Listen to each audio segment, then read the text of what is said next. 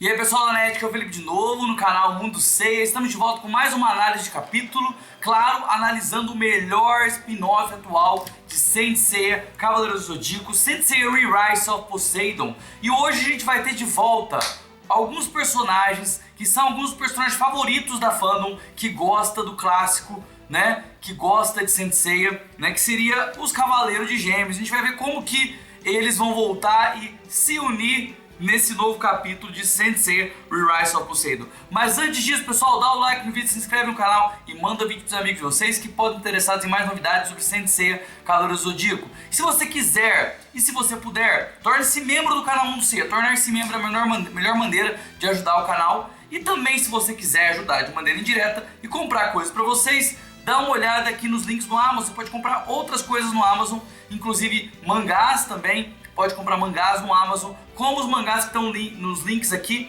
né? Então tem link, né, para Final Edition, para Next Dimension, para Lost Canvas, para Episódio G, para Time Odyssey e muitas outras coisas que você pode comprar nesses links do Amazon.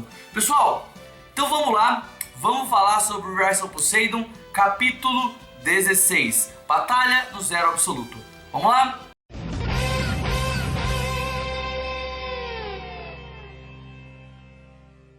Dos 5 espíritos da deusa Nêmesis, ele volta com sangue nos olhos depois de ter sido derrotado pelo Canon, né, naquela luta que foi a melhor luta do mangá, que foi uma luta em que o Canon e o Pollux lutaram como se fossem lutadores de boxe. Eu adorei ver a luta dessa, foi lindo ver, né, só o puxa-saco mesmo desse mangá, pelas referências que ele faz a Masami Kurumada, ao Saint Seiya clássico e até a outras obras como Rin e Kakeru, né? Mas agora o Pollux volta e ele vai ter um pequeno embate com o Isaac. O Isaac ainda não lutou, né? O único combate que ele teve foi contra o Camus lá no outro universo, no universo paralelo. Mas nesse universo, no universo normal, ele não lutou, né? Não é nem um universo paralelo, era um mundo dos sonhos lá que o Enéas colocou ele, né?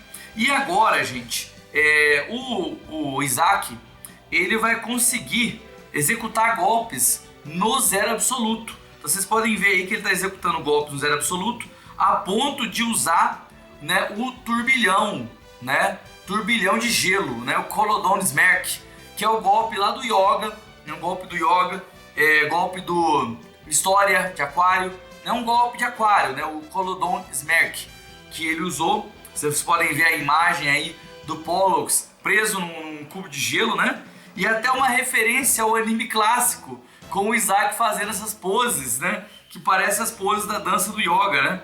Bem legal. Então, gente, sabe aquelas explicações que lá no clássico que faziam a gente entender mais coisas sobre a ciência? Muita gente lembra de Zero Absoluto não por conta das aulas de química, mas por conta de Saint Seiya, da explicação do Camus, né? E aí agora nós temos uma nova explicação científica sobre como que o Pollux consegue escapar e consegue não ser atingido pelos golpes do Zero Absoluto, já que o Zero Absoluto ele congela tudo. Como você escapa disso? Bom, ele explica, gente, sobre a movimentação no ponto zero. Então tem uma explicação científica sobre a movimentação no ponto zero. Nada mais Saint Seiya do que isso, né, de você fazer essas explicações físicas no meio do mangá, né? Isso tinha no Saint Seiya clássico e tem aqui agora. Então o Pollux não é atingido pelos golpes no Zero Absoluto, porque ele consegue se movimentar no ponto zero, consegue se movimentar mesmo no Zero Absoluto, né? E assim, o Isaac é basicamente derrotado, tá? Então o Isaac lascou pro Isaac, e o Pollux acaba usando essa movimentação no ponto zero para trazer o Caça e o Canon, que tinham ido em direção ao Templo da Nêmesis. Ele traz o Caça e o Canon de volta, puxa eles de volta, né? E ele meio que diz que como ele consegue se movimentar no ponto zero, ele consegue se tornar várias existências. A gente vê vários Pollux, né, por ali, né? E, gente, a luta parece que está se estendendo, tá ficando mais difícil de derrotar o Pollux, né? Apesar de que eu acho que dessa vez ele vai rodar, viu? Vamos ver se no próximo capítulo ele roda. Mas a gente dá uma pausa na luta rapidinho para ver o cometa. O cometa vai começar, a Drasteia começa a se despedaçar e aí vão cair vários meteoros na Terra, né? E vai destruir tudo. porque né, os meteoros vão destruir a Terra, né? E aí a gente tem uma revelação, gente. O Pollux, ele meio que revela que ele não serve a deusa Nêmesis. Ele está usando a deusa Nêmesis. E aí sabemos a história dele.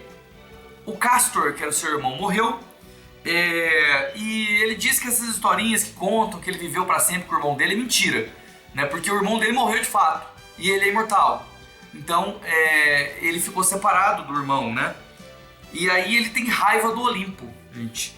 Quando a Nêmesis liberta o Pollux, ele sente que é uma oportunidade para ele de cumprir o objetivo dele, destruir todo mundo criado, né? E tudo que o Olimpo criou, né? Tudo que o Olimpo defende, tudo que o Olimpo representa, ele quer que seja destruído, né? Então assim,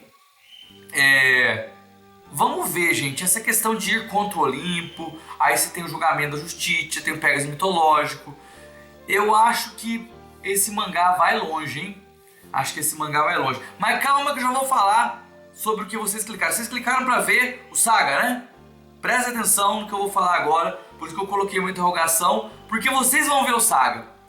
Veja bem, gente, o Caça de Liminades, ele se transforma no Saga, né? E junto ao Canon, ele lança a Explosão Galáctica.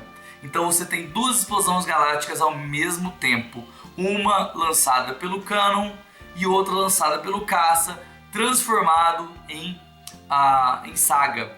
Vocês acharam forçado o Caça de Liminades poder imitar a Explosão Galáctica, né?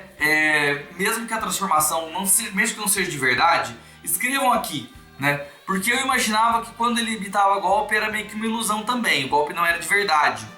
Mas pelo jeito, agora o Caça de Liminades consegue copiar o golpe.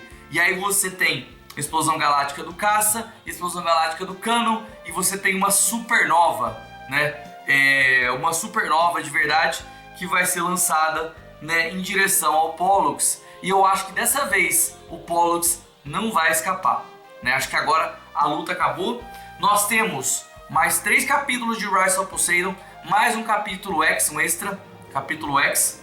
E eu acho que agora a ideia é que Poseidon apareça, né? Poseidon, Julian Solo deve agir, todo mundo já agiu, e agora Julian Solo deve agir. Espero também uma participação do Sorrento, que pra mim é o protagonista entre os Marinas, é o Sorrento de Sirene, né? Então vamos ver o que vai dar. Escreva aqui nos comentários o que vocês acharam, o que vocês acharam do Caça lançar a Explosão Galáctica, o que vocês acham desse mangá. Vocês acham que ele vai virar anime? Vocês acham? Né? Um dia talvez, né? Vamos ver se Rise of Poseidon tem a oportunidade de virar anime em algum momento. Lembrando que ele tem vendido muito melhor do que os outros spin-off.